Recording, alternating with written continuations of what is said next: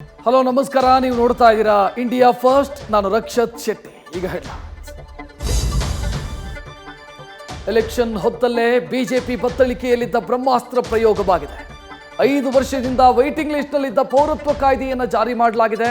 ಕೇಂದ್ರ ಗೃಹ ಸಚಿವಾಲಯ ಅಧಿಸೂಚನೆ ಹೊರಡಿಸಿದೆ.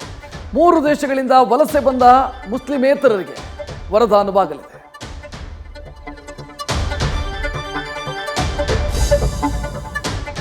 ಲೋಕಸಭಾ ಕದನದ ಹೊತ್ತಲ್ಲೇ ಅನಂತನ ಅವಾಂತರ ಬಿಜೆಪಿಯನ್ನ ಇಕ್ಕಟ್ಟಿಗೆ ತಳ್ಳಿದೆ.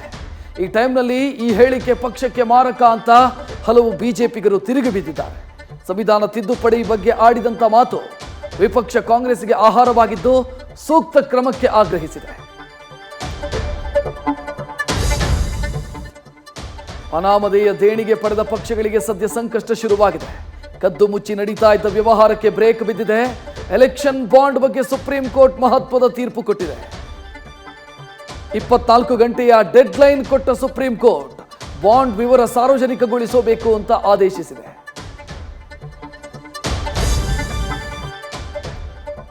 ರಾಮೇಶ್ವರಂ ಕೆಫೆ ಸ್ಫೋಟ ಪ್ರಕರಣ ಭೇದಿಸುವಲ್ಲಿ ಜಟಿಲವಾಗ್ತಾ ಇದೆ. ಸಿಮ್ ಇಲ್ಲದ ಬೇಸಿಕ್ ಮೊಬೈಲ್ ಬಿಸಾಡಿ ಪರಾರಿಯಾಗಿರೋ ಶಂಕೆ ವ್ಯಕ್ತವಾಗಿದೆ. ಆದರೆ ಸರ್ಕಾರ ಮಾತ್ರ ಬಿಗ್ ಲೀಡ್ ಸಿಕ್ಕಿದೆ ಅಂತ ಹೇಳ್ತಾನೆ ಇದೆ.